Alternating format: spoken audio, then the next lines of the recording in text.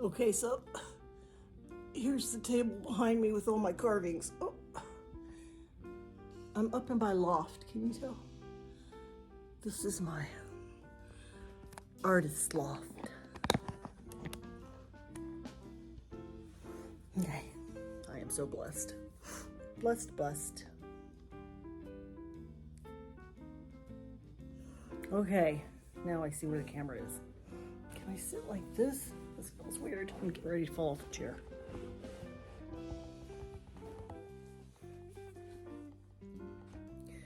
Okay, so we're going to do something a little different with this video.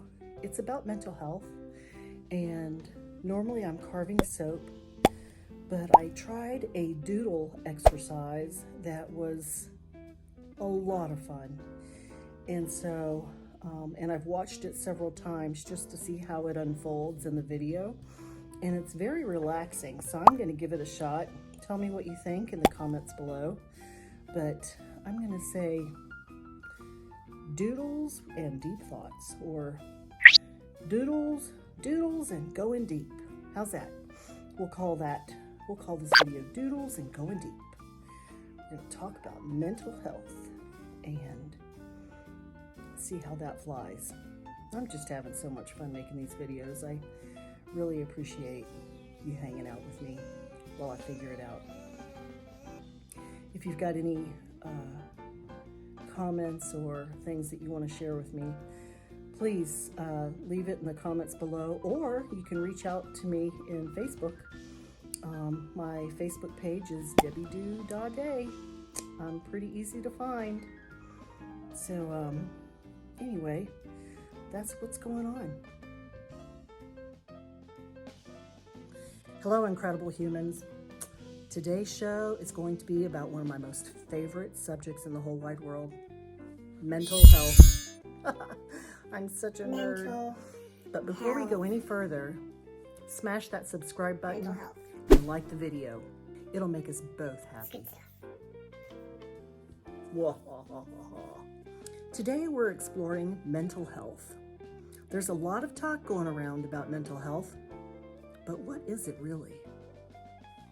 Why does it matter? What does it have to do with me? I mean, seriously, what does it have to do with me? The definition of mental health is this: a person's condition with regard to their psychological and emotional well-being. Have you ever asked a friend how they were doing, and they paused, they took a breath, and they thought before they gave you an answer? I had a friend do this just a couple weeks ago, and I knew when he gave his answer, I was going to be hearing a genuine answer. Of course, you can't be an open book to everyone, but it's so nice when you have those special people in your life where you can open up and be honest about things that are happening in your life and the way that it's making you feel, where you can literally be a genuine human being with another human being. That's why I talk to my dog so much. When you're around these special people in your life, you can spill whatever is going on and know that they are really listening with an open heart, no judgment. So how are we doing? I wonder if there's like a worksheet or a workbook where you could do a good mental health check-in. I'm sure there is. Let me go to my computer.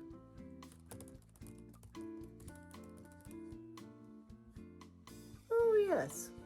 Oh, indeed. There is. Oh. Okay, sorry. I'm going to cut all these things out so I can act like an idiot. Okay, so there's one that I found online. It's called idon'tmind.com. And I'll just kind of read out what it's saying here. Things are tough right now.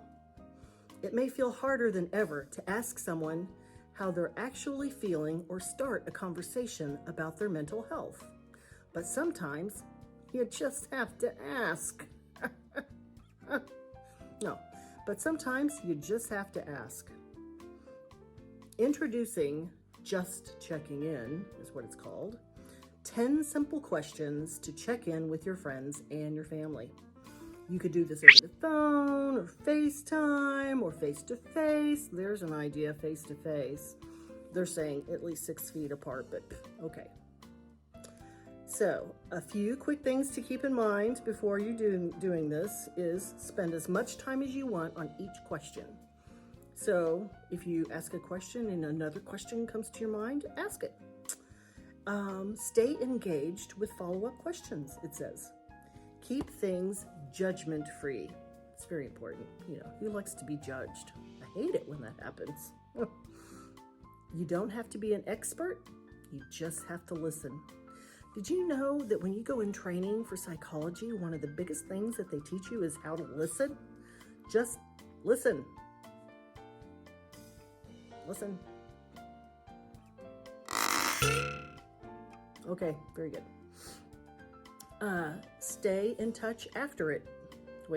Stay in touch afterwards, and don't be afraid to connect them to resources if resources are needed. We'd explain more, but you get it. Okay, so let's get to the questions. Yeah. Questions. Drum roll. Question number 1.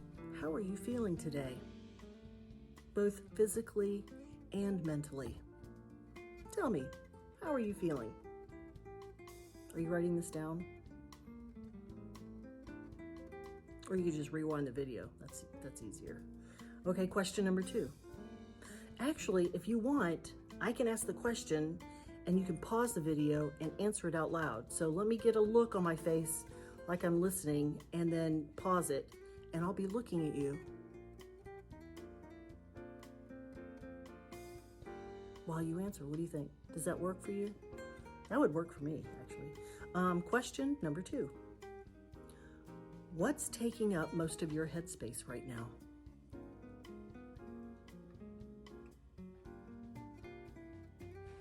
Make sure you pause this because I'm certainly not waiting long enough for you to answer it out loud. Question number 3. What was your last full meal, and have you been drinking enough water?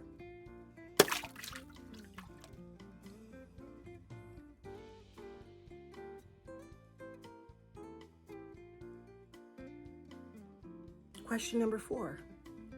Have you been sleeping okay? Question number 5. Have you been doing any exercising?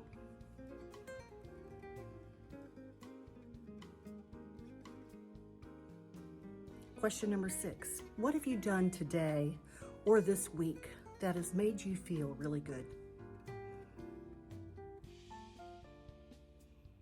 Question number 7. What's something that you can do today that would be good for you? That's a good question. Question number 8. What's something that you're looking forward to in the next couple days? That's actually a really good question too.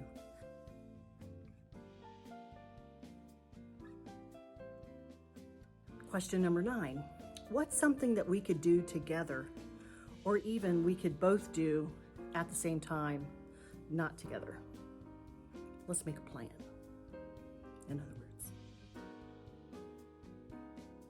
And number 10, super duper fabulous question. Tell me something that you're really grateful for. The attitude of gratitude is huge.